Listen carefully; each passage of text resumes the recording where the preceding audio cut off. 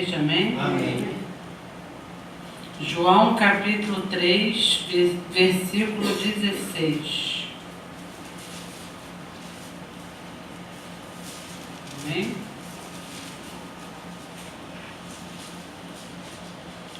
Porque Deus amou o mundo de tal maneira que deu seu Filho unigênito, para que todo aquele que nele crer não pereça, mas tenha a vida eterna. Amém? Irmãos, vamos estar falando nesta noite sobre os planos de Deus, né? Os planos de Deus. Deus me dirigiu, teve um culto aí, para escrever um estudo também sobre esse tema. E pela graça de Deus, ontem eu consegui colocar no meu blog. E a gente fica sempre pensando: Senhor, Tu incluíste a minha vida nos Teus planos, eu quero estar nos Teus planos, né? Só que os planos de Deus, ele é traçado por Deus, nem sempre nos agrada, porque Ele tem uma estrada árdua. Não é como diz por aí, prosperidade, bonança, né?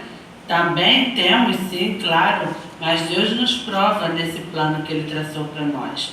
E esse versículo, porque é o maior plano de Deus, é o plano da salvação, João 3,16. O maior plano, o plano melhor, o plano que Deus traçou para salvar a humanidade, amando o mundo de tal maneira que deu o seu único Filho, né, para nos salvar, para nos levar do caminho do inferno. Mas para aquele que nele crê, não é para todo mundo. Ele amou todo mundo, mas nem todo mundo vai ser salvo, porque aqui está bem claro: para todo aquele que nele crê. O que não crê não vai ter a vida eterna. O amor dele é para todos, mas nem todos terão. Então Deus traça planos, Ele traça regra, né? Planos, ele é composto de propósito, de ideias, e Deus tem os seus propósitos ao nosso respeito, as ideias, os pensamentos dele. Com certeza Ele quer o melhor para nós, mas Ele quer que passamos por um caminho que Ele traça. Existem regras e nós temos que seguir.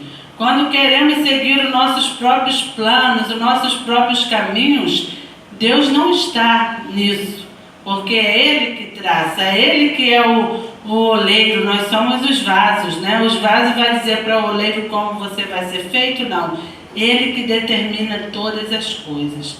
E o Espírito Santo me trouxe algumas pessoas que realmente entraram no plano de Deus e foram até o fim. Porque, irmãos, muitos começam bem, está ali no plano, mas daqui a pouco, como Paulo falou, aquele que cuida está em pé, cuidado para que não caia, né? Se desvia do plano do Senhor. E a gente separou aqui poucos, né, devido ao tempo, que se desviaram, que aceitaram o plano do Senhor e foram até o fim. Não tem como falar dos planos de Deus na vida de um homem sem mencionar José. José foi um homem em que aceitou o plano de Deus, as ideias de Deus a respeito da vida deles, os propósitos de Deus, de uma tal maneira que a gente não vê ele murmurando, a gente não vê ele reclamando, que a gente botam aí em filmes, aquilo não é bíblico, né? Que já teve filme que bota ele reclamando, murmurando. Não, a Bíblia não relata isso. A Bíblia é a nossa regra de fé e prática. E a gente vê aqui que aos 17 anos começou o processo desse plano na vida de José. Deus fez com que ele fosse vendido pelos irmãos, levado para o Egito como escravo na casa de Potifar, depois enfrentou uma prisão, né? Deus ali estava tratando com ele, porque o plano de Deus, ele tinha que passar por tudo aquilo.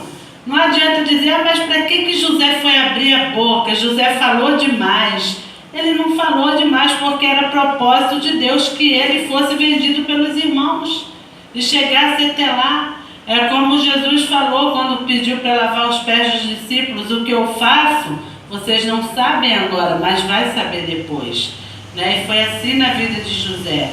E a gente viu esse trajeto todo, que tudo isso foi um plano de Deus Para quê? Para conservar o povo, para que não morresse de fome, para que não fosse extinto.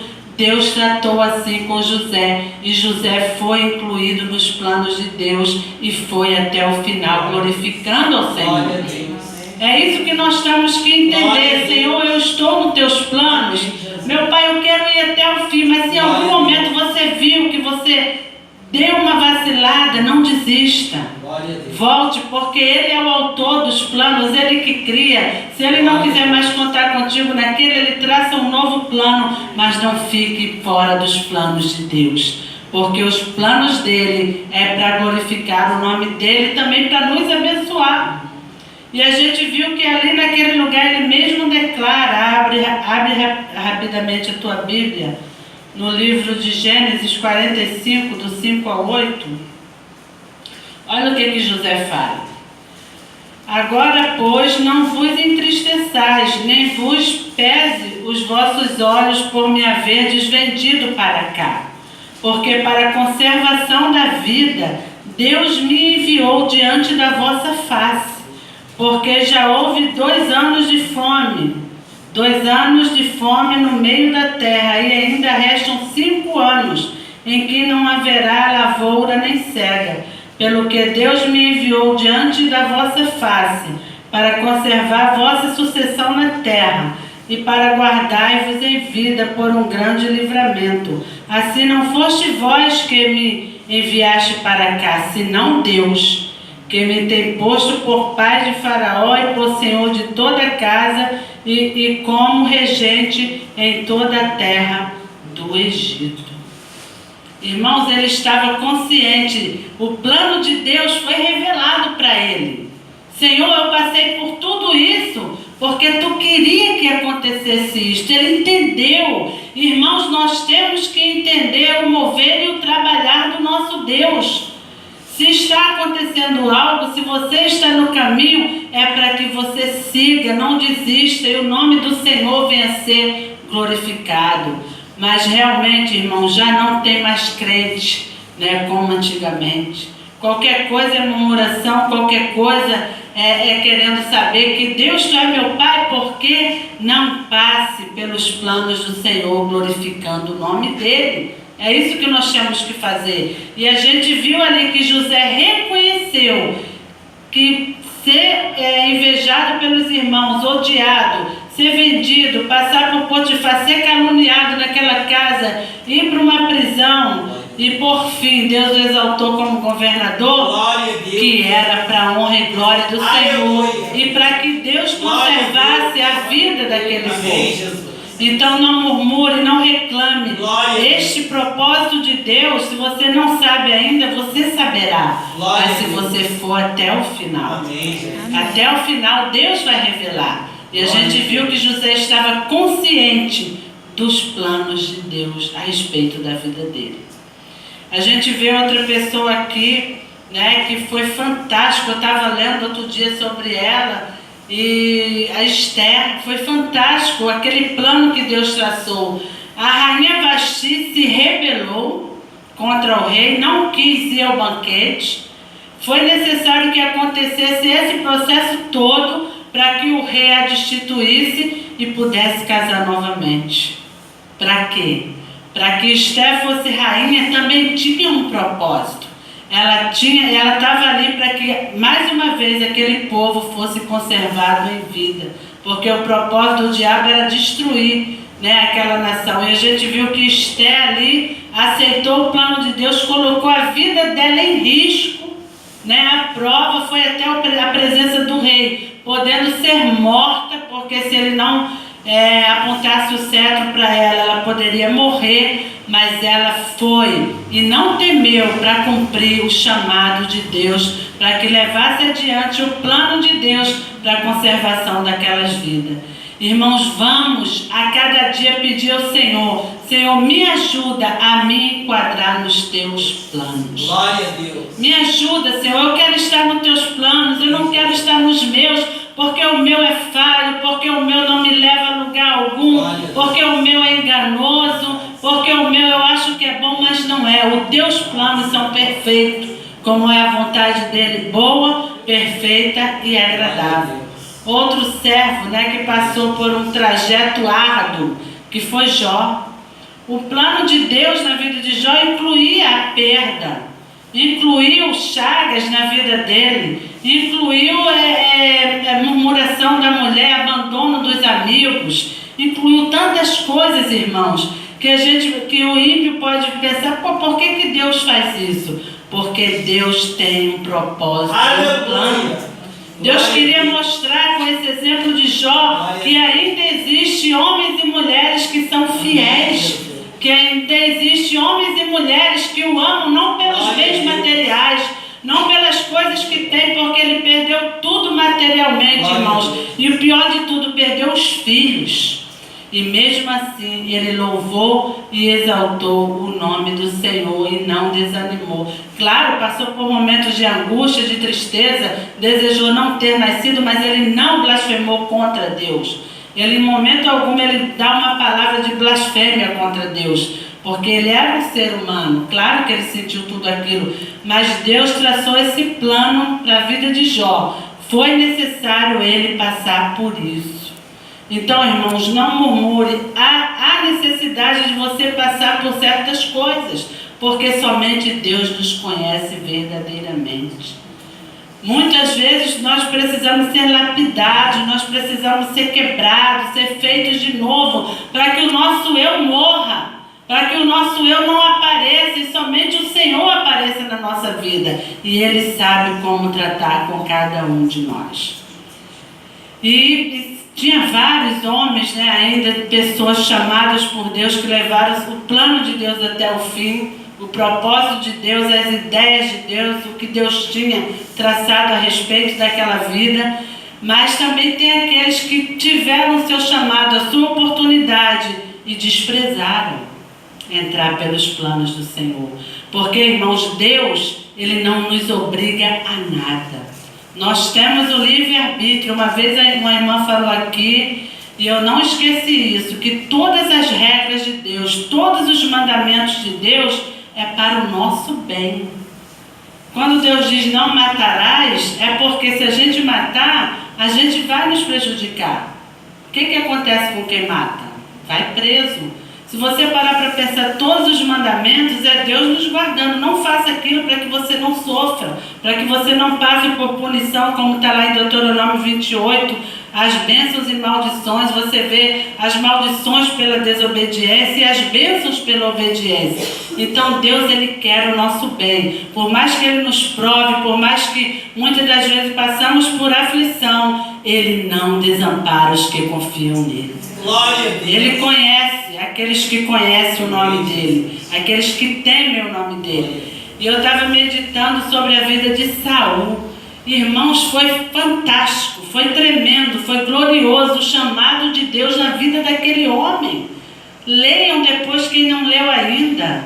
É fantástico. Saul, ele foi escolhido por Deus depois do pedido do povo, mas Deus traçou um plano, Deus traçou um propósito, né? Houve os bois do pai dele se perderam, ele foi parar num lugar atrás desses bois do pai dele, até que Deus já tinha preparado tudo para que ele encontrasse Samuel. Samuel já estava esperando para ungí-lo como rei de Israel. Ele profetizou, ele chegou num lugar onde tinha os profetas, ali ele profetizou, ele foi usado por Deus, Deus contou com ele, Deus direcionou e Deus traçou um plano. Mas ele não quis. Deus não nos obriga a nada. Ele não quis, depois ele se rebelou, ele quis andar pelo seu próprio caminho. Não foi somente quando ele desobedeceu, quando não matou os amalequitas, muito antes. Ele estava esperando Samuel, Samuel demorou, ele foi oferecer sacrifício quando ele não podia. Começou já ali a desobediência e foi até que Deus o rejeitou. Porque ele saiu dos planos e dos propósitos do Senhor. E se nós sairmos dos planos e dos propósitos, o Senhor nos rejeita. Porque não há arrependimento quem sai dos planos e dos propósitos do Senhor. Para quem se arrepende, não, ainda há chance, ainda há esperança, ainda há planos a ser traçados. É o mesmo? Não sei, só Deus sabe como trata com cada um de nós.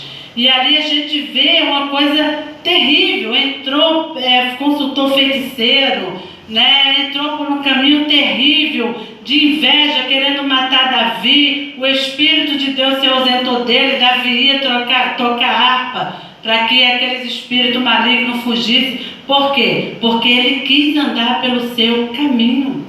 Então, quando nós queremos andar pelo nosso caminho, o Espírito de Deus se ausenta e deixa para ver até onde a gente vai. Se nos arrependermos, Ele nos perdoa. Ele está conosco quando nos arrependemos. E a gente vê que foi terrível. Por fim, ele se suicidou. Mostrando com isso que quando saímos da direção, o fim é a morte. A gente vê outro homem também que a gente se entristece. Um homem que tinha tudo para ser sucessor do pai com sucesso. Foi até uma certa parte Salomão. Construiu um templo. Deus não permitiu que o pai dele, Davi, construísse e permitiu que ele construísse. Dizem que ninguém naquela época tinha sabedoria como ele. Foi um homem que Deus falou, que Deus revelou planos e propósitos. Porém, ele se embaraçou com as ímpias, com as mulheres pagãs, com os deuses pagãos, a ponto de até oferecer sacrifício de criança.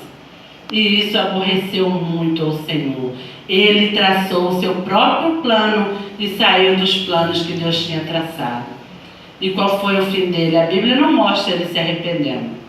Então, dá a entender que ele morreu sem salvação ou se arrependeu e a Bíblia não relata, não sabemos o fim de Salomão. Outro homem que a gente vê o plano que Deus traçou, os propósitos que Deus traçou para ele e ele se arrependeu e ele se desviou, foi Sansão. Foi chamado para ser nazireu, foi chamado para ser juiz em Israel, para defender aquele povo. Deus o usava poderosamente com uma força que somente Deus dava. O Espírito Santo se apoderava dele. Com uma queixada de jumento, ele matou 1000 homens e ele derrubava portões e Deus era com ele e Deus dava vitória, até que um dia ele se envolveu com quem não tinha que se envolver. Se envolveu com Dalila. A ímpia Dalila o tirou da presença do Senhor. E ele contou segredos que não poderiam ser contados dele com Deus. Irmãos, não deixa que o mundo te embarace. Não deixa que o ímpio te embarace. Não pense, não, mas vai se converter. Deus vai, a jovem pensa, a moça pensa, não, mas eu vou trazer ele para Cristo. O rapaz pensa, eu vou trazer ela para Cristo. Não vai, irmãos. Porque a maioria dos casos, nesta caminhada, eu nunca vi isso acontecer. Eu vejo o contrário. Se desviar. Os dois. Né? O outro leva para o mundo. Então, peça para Deus mostrar os planos dele. Quem ele quer que se aproxime de você, até mesmo amizade.